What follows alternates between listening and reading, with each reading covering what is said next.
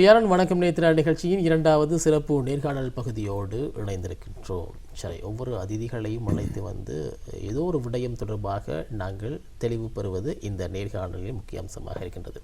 அந்த வகையில் இன்றைய தினம் ஒரு அதிதி அழைத்து வந்திருக்கின்றோம். குறிப்பாக இவர் மிகவும் பரிச்சயமான ஒரு நபர்.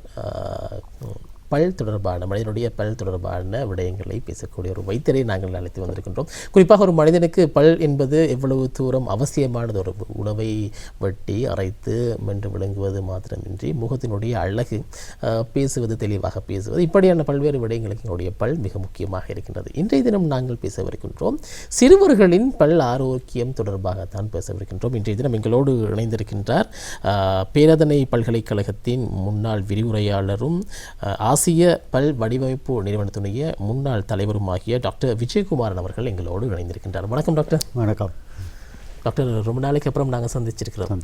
இன்றைக்கு நாங்கள் சிறுவர்களின் பல் ஆரோக்கியம் தொடர்பாக பேசப் போகின்றோம். சிறுவர்களுக்கு சுமார் 6 மாத அளவிலே அவர்களுடைய அந்த பாட்பற்கள் அப்படின்ற ஒரு விடயம் ஆரம்பித்து விடுகின்றது.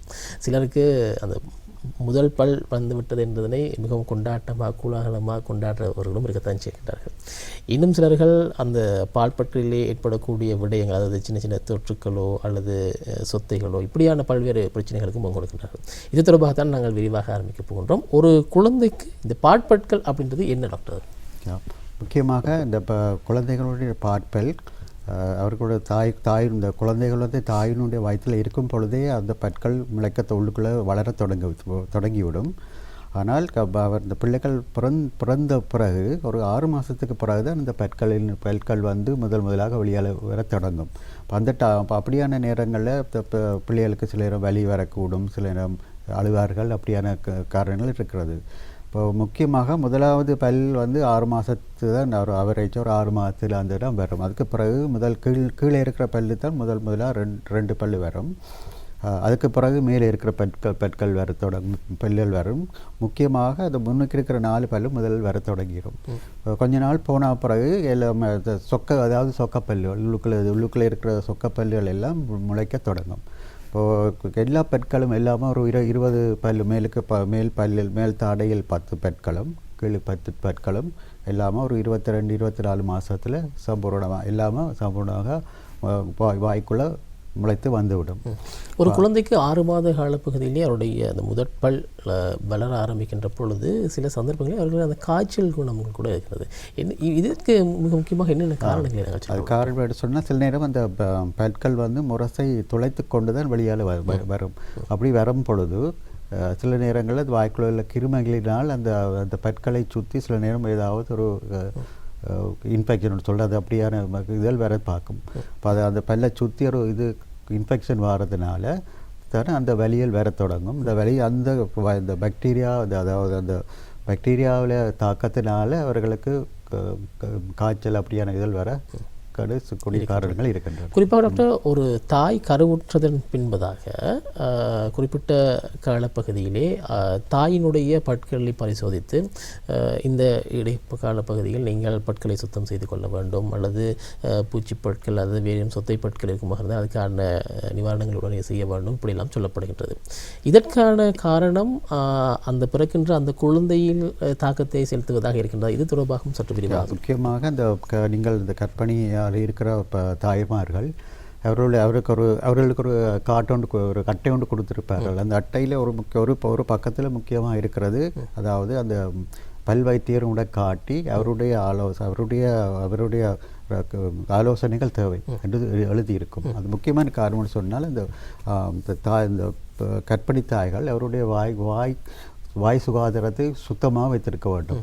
இல்லாட்டி என்ன நடக்கும்ன்றது அந்த வாய்க்குள்ளே இருக்கிற கிருமிகள், அதாவது பாக்டீரியா கிருமிகள் அந்த இரத்தத்தோடு சேர்ந்து அது அப்படி எல்லா இடங்களும் போகுது. இரத்தத்தோட சகல பாகங்களுக்கும் போகிறதுக்கான தாக்கம் இருக்கின்றது. சில வேளைகளில் அந்த கருவுக்கு போடக்கூடிய முறைகளையும் இருக்கக்கூடிய சாட்சியம் இருக்கிறது. அதற்காகத்தான் அந்த பாக்டீரியா அந்த இரத்தத்தில் கலந்து கொள்ளாமல் இருக்கிறதுக்காக அந்த வாயை சுத்தமாக வைத்திருக்கொண்டு பல் வைத்தியர்கள் அவரோடு ஆலோசனை சொல்வார்கள். ஸோ இது அவர்களுக்கு ஏதாவது முக்கியமான வைத்திய முறைகள் இருந்தால் அதில் செய்து அதில் எல்லாத்தையும் முடித்து கொள்ள வேண்டும். சில சந்தர்ப்பங்களில் சில கர்ப்பிணி தாய்மார்கள் அந்த பல் சம்பந்தப்பட்ட நோய்களை முற்றிலுமாக குணப்படுத்தாமல் இருக்கின்ற பொழுது பிறக்கின்ற குழந்தைக்கு அதனூடாக ஏற்படக்கூடிய தாக்கங்கள் என்னவாக இருக்கின்றன? அது அதிகமான தாக்கம் வராது. அது முக்கியமான தாக்கங்கள் வந்து அந்த கிருமிகள் வந்து போனால் அந்த பிள்ளைகளுடைய அந்த இரத்த இதுக்குள்ளாவது சேர்ந்து சில சில சில சில வித்தியாசமான முறைகளில் பாதிக்க இடம் உண்டு. பிள்ளைகளின் பற்களோடு தொடர்பு பிள்ளைகளும் அந்த அந்த அந்த தருணத்தை பற்களுக்கு ஒரு பாதிப்பும் வராது. குறிப்பாக இந்த பாட்பற்கள் 6 மாத இடைகளிலே சிலருக்கு வளர்ந்து விடுகின்றது, சிலருக்கு காலதாமதமாகின்றது. இதற்கு ஏதுவான காரணிகளாக நாங்கள் இவற்றிலே குறிப்பிடணும். முக்கியமாக நான் சொன்னது 6 மாதம் என்று சொன்னால் அது ஒரு அரைவாசி ஒரு அவரேஜ் அவர் சொல்கிறது. சில பிள்ளைகளுக்கு 10 மாதம் செல்லும், சிலருக்கு 12 ஒரு வருஷமும் செல்றதுக்கு காரணங்கள் இருக்கிறது. அவர்களுடைய முரசு அமைப்புகள் அவர்களுடைய அதன் காரணமாக அதுக்கு கொஞ்சம் தாமதித்து வரக்கூடிய காரணங்கள் இருக்கின்றது.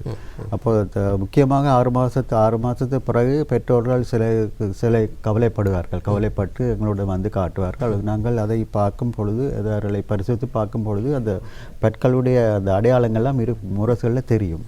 அதனுடைய நாங்கள் அவர்களுக்கு ஆலோசனை செய்து அவர்களை கொஞ்சம் பயப்படாமல் இருக்க சொல்லி இன்னும் ஒரு விடயத்தினையும் சொல்லியாக வேண்டும். அதாவது சில குழந்தைகள் 6 மாத கால பகுதியின் பின்னரும் கூட அவர்களுடைய முரசுகளிலே பல் வளர்வதை போன்ற ஒரு அறிகுறிகள் தென்பட்டாலும் கூட சில சந்தர்ப்பங்களில் இன்னும் காலதாமதமாகின்றது. அவ்வாறான வேளைகளில் வீட்டில் இருக்கக்கூடிய பெரியவர்கள் சில சந்தர்ப்பங்களில் அவர்களுக்கு ரப்பர்களை கொடுத்து கடியுங்கள் என்று சொல்லுவார்கள், அல்லது நெட் கொண்டு லேசாக கேறி விடணும் இப்படி நான் சொல்லுவார்கள். இது எவ்வளவு தூரம் பொருத்த முடியதாக இருக்கும் பொதுவாக குழந்தைகளை பொறுத்தமட்டிலே? இப்போ குழந்தை பொருட்கள் அந்த பழைய முறையில் அவர்களை நீங்கள் சொன்னது போல் அது சரியானது. அப்படி அதாவது கடுமையான இதில் குடிப்பார்கள். இப்பொழுது நவீன முறையில் இப்போ நீங்கள் பார்த்துக்கிறோம் அந்த வளையம் மாதிரி எல்லாம் இந்த ரப்பரில் எல்லாம் செய்தெல்லாம் இருக்குது. அதெல்லாம் மாட்டி அப்போ அந்த அந்த பேபி ஷாப் கடையில் வேலையெல்லாம் இருக்கின்றது. அதை எடுத்து அவர் கடிப்பார்கள். கடிக்க அந்த முக்கியமாக அந்த பல்லுடுக்கும் அந்த முரசுக்கும் இருக்கிற இதை கொஞ்சம் மெதுமையாக்கி அதை உடைத்து பற்களை வெளியால் வரதுக்கு தான் அந்த முறையில் செய்கிறது. இப்போ நீங்கள் சொன்ன மாதிரி அது இன்னும் மிகவும் தாமதம் இருந்தால் நாங்கள் எக்ஸ்ரே எடுத்து சில நேரங்களில் அந்த அந்த முரசு இருக்கிற பல்லு முளைக்கிற இடத்துல வெட்டி அதை வரக்கூடிய முறையில் நான் செய்கிறவங்களும் இருக்கிறது. செய்யலாம். உண்மையில் குழந்தைகளுக்கு பற்கள் என்பது மிகவும் கவர்ச்சிகரமான விடயம், தன்னுடைய முக அமைப்பினை ஏற்படுத்தக்கூடிய வகையில் இருக்கக்கூடிய ஒரு விடயம். சிறுவர்கள் மாத்திரமல்ல பெரியவர்களுக்கும் இது பொருந்தமாக இருக்கும். பாட்பற்களில் ஏற்படக்கூடிய பிரச்சனைகள் என்று நாங்கள் இவற்றினை குறிப்பிடப்பட்டோம். ஸோ முக்கியமாக இந்த பாட்பற்களில் முதலாக முக்கியமாக ஏற்படுறது பல் சூத்தை தான் முக்கியமாக வரும். இப்போ சாதாரணமாக பற்கள் எல்லாம் முளைத்திருக்கும் பொழுது அவர்களுடைய அதிகமாக இனிப்பு இதுகள் பண்டங்களை சாப்பிடும் பொழுது அந்த பல்லு அதாவது பல்லு வந்து சூத்தை தொடங்குகின்றது. சூத்தை பல்லு தான் அதிகமாக வரும். அதன் பிறகு அதுக்கு சரியான வைத்திய முறை எடுக்காமல் விட்டால் அவர்களுக்கு வலி வரக்கூடிய அந்த பல்லில் வலி வந்து சில நேரம் அந்த பல்லு இறந்து உள்ளுக்குள்ளால் கிருமிகள் எல்லாம் போய் இந்த சிதல் பிடிச்சி அப்படியான முறைகள் வரலாம். இப்போ அதுக்கு சரியான வைத்திய முறைகள் எல்லாம் இருக்கின்றது. இந்த இன்னொரு முக்கியமான முறையை சொல்லணும், இந்த அதாவது தாய்மார்களுடைய பராமரிப்பு. அதாவது சில நேரத்தில் அந்த பிள்ளைகளை இரவில் நித்திரை கொள்ளும் பொழுது அவர்களுக்கு பால் கொடுப்பார்கள். அதாவது இரவில் படுத்த பிறகு பள்ளி நித்திரை கொள்ளும் பொழுது தாய்ப்பால் கறி அல்லது போத்தலில் இது பால் அதில் கொடுக்கும் பொழுது அவருடைய முன் பல்கள் வந்து பூச்சி அடிக்க தொடங்கும். அது வந்து அது இரவில் காரணம் என்ன சொன்னால் இரவில் சாதாரணமாக பற்கள் அந்த இப்படி நித்திரை கொள்ளாமல் இருக்கும் பொழுது எழுத்து சாதாரணமாக இருக்கும் பொழுது வாய்க்குள்ளே நிறைய உமிழ்நீர் வந்துட்டுருக்கும். அப்போ உமிழ்நீர் வந்து அப்படியே வந்து கரைச்சி எல்லாத்தையும் கழுவிக்கொண்டு உள்ளுக்குள்ளே போயிடும். இப்போ இது இரவில் நித்திரை கொள்ளும் பொழுது அந்த உமிழ்நீருடைய சுரப்புகள் வந்து குறைந்துடும். அப்போ அந்த கிருமிகளுடைய தாக்கம் வந்து கூட அதாவது இந்த சில பிள்ளைகளுக்கு பார்த்தா தெரியும், அந்த பெட்களில் முன்பக்கமாக அதை சூத்த பிடித்து சில ஆட்களுக்கு அதை பல் உடைஞ்சு எப்படி அந்த முன்பக்கம் பல் சூத்தை பிடிக்கும் பொழுது அந்த பல்லுகள் வந்து உடையக்கூடிய சான்ஸ் இருக்குது. ஸோ ஏதாவது பிஸ்கட் ஏதாவது கடிக்கைகள் அது உடையும். அப்போ அந்த பாதிப்பு அதுக்கு ஆனபடினால தாய்மார்கள் அது முக்கியமாக கவனித்து கொள்ளணும். இந்த இரவில் நித்திரை கொள்ளும் பொழுது பால் கொடுக்காமல் அதை தடுத்து வேறு முறையில் செய்ய வேண்டும். உண்மையில் நீங்கள் குறிப்பிட்டது போன்று இந்த பாட்பட்களிலே ஏற்படக்கூடிய சூத்தை என்பதனை ஆரம்ப கட்டத்தில் நாங்கள் கண்டறிகின்ற பொழுது அதனை எவ்வாறு நிவர்த்தித்துக் கொள்ளலாம் டாக்டர்? முக்கியமாக முதல் அதாவது இந்த மிளிரி என்று சொல்வார். அந்த பல்லிலை தாடையாக ஒரு சின்ன ஒரு சூத்தை வரும் பொழுது ஒரு கருப்பாக தெரியும். அதை அப்படியான கருப்பாக இருக்கும் பொழுது அப்போ அது எங்களுக்கு பல் வைத்தியரை காட்டும் பொழுது அதை சரியான முறையில் செய்து அதுக்கு வைத்தியம் செய்து கொள்ளலாம். அந்த கருப்பை இருக்கிறதை விட இன்னும் கொஞ்சம் அந்த பூச்சி அதாவது சூத்தை அரித்து கூட போகும் பொழுது மிளிரி அதாவது உள்ளுக்குள்ளே இருக்கிற அந்த கல்சிய விதமும் உடைக்க தொடங்கிடும். அப்போ அந்த நேரங்களில் மிச்சம் அந்த பல் கூசுற மாதிரியும் வலியெல்லாம் எடுக்க தொடங்கும். அந்த டைமில் அந்த பிள்ளைகளை கூட்டியோனை காட்டினா அதுக்கு தக்க மாதிரி நாங்கள் வைத்திய முறைகளை செய்து கொள்ளலாம். அதாவது நிறைச்சி அந்த ஓட்டைகளை நிறைச்சி சரியான முறை செய்து கொள்ளலாம். அதாவது அந்த பாட்பட்களிலே இப்போ சிலர் பெற்றோரை பொறுத்த மட்டிலே இந்த பாட்பட்கள் விழுந்து விடும், மறுபடியும் புதிதான பல் முளைத்து விடும் என்ற ஒரு நம்பிக்கையில் தான் அநேகர் இருக்கின்றார்கள். அவ்வாறான பொழுது இவ்வாறான இந்த பல் சுகத்தை தொடர்பான பிரச்சனைகள் ஏற்படுகின்ற பொழுது நீங்கள் குறிப்பிட்டிருக்க அந்த பட்களை நிரப்புவது பட்களை இவ்வாறான விடயங்களுக்கு அந்த குழந்தையினுடைய ஏதுவான தன்மை இவ்வாறு காணப்படுகிறது. அது நமக்கு நல்ல ஒரு கேள்வி உண்டு. அதாவது இந்த சில பெற்றோர் கேட்பாரு இது பால் பல்லு தானே இதுக்கு சுத்த பிடிச்சிருக்கிறது, இது நாங்கள் நல்ல பல்லு வரத்தானே போகின்றது, ஆனால் இதை கலட்டி விடுங்களான்னு சொல்லி. அப்போ நாங்கள் அப்படியான முறையில் நாங்கள் அது சரியாக செய்வதில்லை. என்னென்னு சொன்னால் அது கீழே இருக்கிற பல் அதாவது பால் பல்லுக்கு கீழே நல்ல பல் இருக்கின்றது. இந்த மாடலில் இதில் பார்த்தீங்கன்னு சொன்னால் இந்த பல்லில் பார்த்தீங்கன்னு சொன்னால் பக்கத்தில் பல்லுக்கு மேலே இருக்கிறது பால் பல்லுகள் இருக்கிறது மேலே இருக்கின்றது. அதற்கு கீழாக இருக்கின்றது நிரந்தர பற்கள். மறுபடியினாலே இந்த பற்களை நாங்கள் பிடுங்கிவிட்டால் என்ன நடக்கும்? அந்த இடைவெளிகள் வந்துவிடும். இப்போ இந்த முக்கியமாக இந்த பாற்பற்கள் என்ன இருக்குது அதாவது இப்போ பாற்கள் சொக்கு பல்கள் அப்படி ஒரு 11 வயசு 10 வயசு 11 வயசு மட்டும் இருக்க வேண்டும் என்று சொன்னால் அந்த பாற்பல்லு தான் அந்த கீழே இருக்கிற பற்களை சரியான முறையில் உழைத்து வெளியால் வருவதற்கு வழி வகையை கொடுக்கின்றது. அதாவது கீழே வேர் கரைந்து சிறைய முறையில் சரியான நேரத்துக்கு அந்த நிரந்தர பற்கள் 11 வயசு அப்படி அந்த சரியாக உழைக்கும்.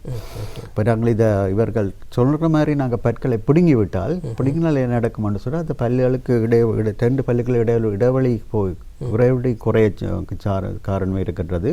சில நேரம் அந்த பல்லு கீழே இருக்கிற பல்லு நிரந்தர பல்லு வருவதற்கான இடம் காணாமல் இருக்கலாம். அதனுடைய சொத்தியாக முளைக்கலாம். அல்லது அந்த பற்கள் கதியிலவே முளைத்து வந்துடலாம். அதனுடைய அந்த பாற்பற்கள் முக்கியமாக அதை பாதுகாக்க வேண்டும்னு அந்த வயதுக்கு மட்டும் பாதுகாக்க வேண்டும். என்னென்னு சொன்னால் அந்த நிரந்தர பற்களை சரியான முறையில் முளைத்து வருவதற்கான வழியை கொடுக்கின்றது. அதனுடைய அந்த வயசு மட்டும் நாங்கள் அதை பாதுகாக்கிறதுக்கான முறைகளை செய்து கொள்வோம். குறிப்பாக அந்த நிரந்தர பற்கள் மேலெழுவதற்கு அல்லது சரியான நிலையினை கொண்டிருப்பதற்கு இந்த பாட்பட்கள் மிகவும் பெரிய உதவியை செய்து கொண்டிருக்கின்றது. இன்னும் சொல்ல போனால் அந்த பாட்பட்கள் ஒரு வரிசையில் ஒரு ஒழுங்குமுறையில் இல்லாதிருக்கின்ற பொழுது நிலையான பட்கள் மேல் வருகின்ற பொழுதும் அதுவும் அதனை சார்ந்ததாக இருக்க போகின்றதா அல்லது நிலைப்படுத்திக் கொள்ளலாம்? பாட்பட்கள் சாதாரணமாக வளைந்திருக்காது. அது சரியான முறையில் தான் இருக்கும். சில நேரம் சில பற்கள் இல்லாமல் இருக்கலாம், அல்லது சில நேரம் அந்த இடைவெளிகள் இருக்கலாம். என்னோட சொன்னால் அதை பற்றி நாங்கள் அந்த டைமில் நாங்கள் கவலை எடுக்க தேவையில்லைன்னு சொன்னால் அவளுடைய முரசு அதாவது அவளுடைய அழகும் வளரத் தொடங்கும். அப்போ அதுக்கு தக்க மாதிரி தான் அந்த உள்ளுக்கிற நிரந்தர பற்களும் வரும். அதனுடையால் நாங்கள் பாற்பற்களை நாங்கள் அந்த சரியான வயசு மட்டும் அதை சரியாக பராமரித்து அதை வைத்து கொண்டால் நல்லா. உண்மையில் பாற்பட்களை பராமரிப்பது என்பது மிகவும் கூடிய கவனத்தினை செலுத்த வேண்டிய ஒரு விடயமாக இருக்கிறது. குழந்தைகளை பொறுத்த மட்டிலே தவழ்ந்து செல்கின்ற பொழுது சில சந்தர்ப்பங்களில் தலை கவனங்களே குப்புற விழுகின்ற பொழுது சில சமயத்தில் அதனுடைய பாற்பட்கள் உடைந்து விடுகின்றது. இவ்வாறான நிலையில் அந்த நிலையான பற்களினுடைய வளர்ச்சி எவ்வாறு பாதிப்படைய போகிறது? சரி, அது மாதிரி முக்கியம், நல்ல ஒரு கேள்வி. அதாவது இந்த பாற்பல்களில் பாற்பல்கள் எப்படி அது நடக்கிறன்னு சொன்னார். இந்த இந்த பல்லில் அடிபடுறது, அதாவது சில நேரம் முதல் நடக்க தொடங்குவார், நடந்து தடக்கி விழுவார்கள். அப்படியான முறையில் அடிபடத்துக்கான காரணங்கள் இருக்கின்றது. முக்கியமாக ஒரு 4-5 வயது இருக்கும் பொழுது, 2-3 வயசு இருக்கும் பொழுது இந்த பற்களில் ஏதாவது தாக்கம் ஏற்பட்டால் ஏற்று சொல்ல உள்பக்கமாக நிரந்தர பற்கள் இருக்கின்றது. அதனுடைய இந்த பல்லு போய் அடிபட்டோடனே இந்த பால் பல் உள்ளுக்குள்ளே போகலாம், போய் அந்த நிரந்தர பல் முளைக்கிற இடத்தை தாக்கக்கூடிய காரணம் இருக்கின்றது. அப்படி ஏதாவது நடந்திருந்தால் நாங்கள் அந்த பல்லுகள் அந்த பல்லு வழியால் எடுக்கலாம், வழியால் வரக்கூடிய முறையில் நாங்கள் செய்யலாம் இந்த பான்பற்கள். ஆனால் அந்த நிரந்தர பல்லில் பாதிப்பு வர்றதுக்கான காரணங்கள் இருக்கின்றது. முக்கியமாக சில நேரம் அந்த பல்லுடைய கலர் மாறி இருக்கலாம், இல்லாத அந்த வளர்ந்து ஏதாவது ஒரு சரியான முறையில் முளைக்காமல் அந்த இடத்துல ஏதோ ஒரு பாதிப்பு ஏற்படக்கூடிய காரணங்கள் இருக்கின்றது. சில நேரம் அந்த பல் சில நேரம் வளைந்தும் போகலாம். அப்படியான காரணங்கள் இருக்கிறது. நாங்கள் அதுக்கு தக்க மாதிரி அந்த பிள்ளை அவர்கள் சரியாக ஒரு 6 மாதத்துக்கு ஒரு கவரில் கொண்டு வந்து காட்டி அதுபடி நாங்கள் அதை கவனித்து கொண்டால் அது சரியான முறையை வைத்திய முறை செய்து கொள்ளலாம். பாட்பற்கள் முளைக்க ஆரம்பித்ததுடன் உங்களுக்கு தெரியும், சிறுவர்களுக்கான அந்த பொருட்களை விற்கின்ற கடைகளிலே ஒரு தூரிகை போன்றது, ஒரு சிறியதொரு தூரிகை வைத்து தான் பெற்றோர்கள், குறிப்பாக தாய்மார்கள் தங்களுடைய அந்த குழந்தைகளுக்கு பற்களை தீட்டி விடுவார்கள், குறிப்பாக அந்த பாட்பற்களை தீட்டி விடுவார்கள். இது எவ்வளவு தூரம் பொருத்தமுடையதாக இருக்கின்றது? அப்போ முக்கியமாக அந்த பிள்ளைகளுக்கு அந்த பேபி டூத் ப்ரஷ் தான் கொடுக்குறாங்க. அந்த டூத் அந்த முறை அந்த தூரியை பாவிச்சு தான் ஒரு பற்களை குழக்க வேண்டும். இப்போ முதல் தொடக்கத்தில் அவர்கள் பெற்றோர்கள்லாம் தாய்மார்கள் அதில் சரியான முறையில் அதை செய்து கொடுக்க வேண்டும். அதன் பிறகு அவர்களுக்கு இந்த சரியான முறையில் பற்களை துலக்கிற முறைகளை சரியாக கொடுத்து விட்டால் அவர்கள் சின்ன பிள்ளைகள் அதை தொடர்ந்து செய்வார்கள். நீங்கள் குறிப்பிட்டது போன்ற டாக்டர், அந்த பாட்பற்கள் சரியான ஒழுங்கு முறையிலேயே அதை இடைவெளிகளின்றி சாதாரணமான பற்களை போன்று வளர்ந்து விட்டாலும் குறிப்பிட்ட வயதில் அடைகின்ற பொழுது நிரந்தரமான அந்த நிலையான பற்கள் வருகின்ற பொழுது அந்த பற்கள் சற்று அந்த ஒழுங்கு வரிசையின்றி சிறிதளவில் இடைவெளிகளாக அல்லது முன்புறம் தள்ளப்பட்டதாக இவ்வாறு வருவதற்கு என்ன காரணம் டாக்டர்? அது முக்கியமாக அந்த பற்கள் சிலருடைய ஃபேமிலி, அதாவது புத்திர பரம்பரை அந்த முறையில் ஒரு காரணமாக இருக்கலாம். மற்றது பற்கள் பற்களுக்கு அலகு மேல் அலகு சரி, கீழ் அலகு சரி, அந்த இடம் பத்தாமல் இருக்கும் பொழுது அந்த பற்கள் வெளியால் வரும். இப்போ நாங்கள் அதை சரியான முறையில் வைத்திய முறையின்படி அதில் சரி செய்து கொள்ளலாம். இடைவெளி என்று சொல்லிப்போது சில பற்கள் இன்னும் குறைவாக இருக்கலாம். பற்கள் குறைவாக இருந்தாலும் இல்லாட்டி பல்லுடைய அளவு சைஸ், அதாவது குறைவாக அந்த சைஸ் குறைவாக இருந்திருக்கலாம் அளவு. அப்படியான நேரங்களில் அந்த இடைவெளிகள் வரக்கூடிய காரணங்கள் இருக்கின்றது. பட் அதுக்கு நாங்கள் வைத்திய முறையில் செய்து கொள்ளலாம். உண்மையில் தற்போது சில சிறுவர்களை பார்க்கின்ற பொழுது அவர்கள் அந்த பல்லுக்கு கிளிப்ஸ் என்று சொல்லப்படுகின்ற அந்த விடயத்தினை பயன்படுத்துகின்றார்கள். குறிப்பாக அவர்கள் 11-12 இந்த வயது பருவத்திலேயே அவர்களுக்கு அந்த கிளிப்ஸுகளை பயன்படுத்த ஆரம்பிக்கிறார்கள். இது எவ்வளவு தூரம் பொருத்த முடியதாக இருக்கின்றது? காரணம், வளர்ந்தவர்களுக்கு அவ்வாறான முறையில் ஒரு பயன்படுத்தியும் தாண்டி வளர்ந்தவர்களுக்கு பயன்படுத்துவது என்பது சராசரியாக அவர்கள் பயன்படுத்தக்கூடிய ஒரு வகை தான். ஆனால் சிறுவர்களுக்கு இந்த முறை எவ்வளவு தூரம் பொருத்த முடியதாக? இது முக்கியமாக இந்த பல் கம்பி போடுற வைத்திய முறைகள் ஒரு சரியான வயது இருக்கிறது. அந்த வயதில் நாங்கள் தொடங்க வேண்டும். முக்கியமாக ஒரு எல்லா பால் பற்கள் எல்லாம் விழுந்து நிரந்தர பற்கள் எல்லாம் வாய்க்குள்ள வழியால் சரியான ஒழுங்குமுறையில் வர வேணும். அது வந்ததன் பிறகு தான் நாங்கள் அதுக்கு தக்க மாதிரி அந்த வைத்திய முறைகளை சரி பண்ணி அதுக்கு தக்க மாதிரி வைத்திய முறையில் செய்து கொள்ளலாம். அது சரி. இப்பொழுது சிறுவர்களுக்கு சரியான முறையிலே பாட்பற்கள் வளர்ந்து அதன் முன்பாக நிலையான பற்களும் வளர்ந்து விட்டது. பயன்படுத்தக்கூடிய பட்பசைகள் நிறைய சந்தையில் கிடைக்கின்றது. இன்னும் சொல்லப்போனால் பெற்றோர்களுக்கு ஒருவித குழப்ப நிலையும் இருக்கின்றது. சிறுவர்களுக்கான பட்பசை என்று தனியே விற்கின்றார்கள். அதனை வாங்கி கொடுப்பதா அல்லது சாதாரணமாக நாங்கள் பயன்படுத்தப்படுகின்ற அந்த பட்பசையை கொடுப்பதா என்ற ஒரு சிக்கலும் இருக்கின்றது. இதற்கு உங்களுடைய அறிவுரைகள் ஆலோசனை? அதுக்கு முக்கியமாக நாங்கள் அந்த எப்போதும் சொல்வது, அதாவது ஃப்ளோரைட் சேர்ந்த டூத் பேஸ்ட்டாக அது பட்பசையை தான் பாவிக்க வேண்டும். அது குழந்தைகால சரி அதுக்கு பாவிச்சு கொள்ளலாம். அது சரியான முறையில் பாவிக்க வேண்டும். அதாவது அந்த ஃப்ளோரைட் சில இடங்களில், இலங்கை சில இடங்களில் அந்த அவர் குடிக்கிற தண்ணீரில் ஃப்ளோரைட் வந்து கூடவாக இருக்கிறது. அப்படியான இடங்களில் நாங்கள் அந்த அதாவது பெட்பசை வந்து ஃப்ளோரைட் இல்லாத பெட்பசை தான் பாவிப்பார்கள். அதுக்கு தக்க மாதிரி இலங்கையில் அப்படி அந்த இதெல்லாம் ஒழுங்குமுறையில் செய்திருக்கிறார்கள். இப்போ இந்த ஃப்ளோரைட் நாங்கள் டூத் பேஸ்ட் பாவிக்கிறது பற்பசை பாவிக்கிறதுக்கு காரணம்னு சொல்கிறது, அந்த ஃப்ளோரைட் வந்து அந்த பல்லுடைய எனாமலை கொஞ்சம் உறுதியை கூட்டிக்கொள்ளும். அதுக்காக தான் ஃப்ளோரைட் உள்ளதை பாவிக்கிறோன்னு சொல்கிறது. அதனுடைய சில எதுக்கும் ஃப்ளோரைட் உள்ள பற்பசைகள் அது பாவிச்சுக்கொள்ளலாம்.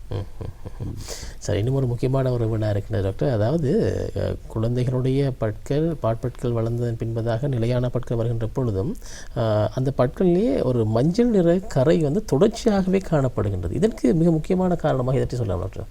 முக்கியமான காரணமாக வந்து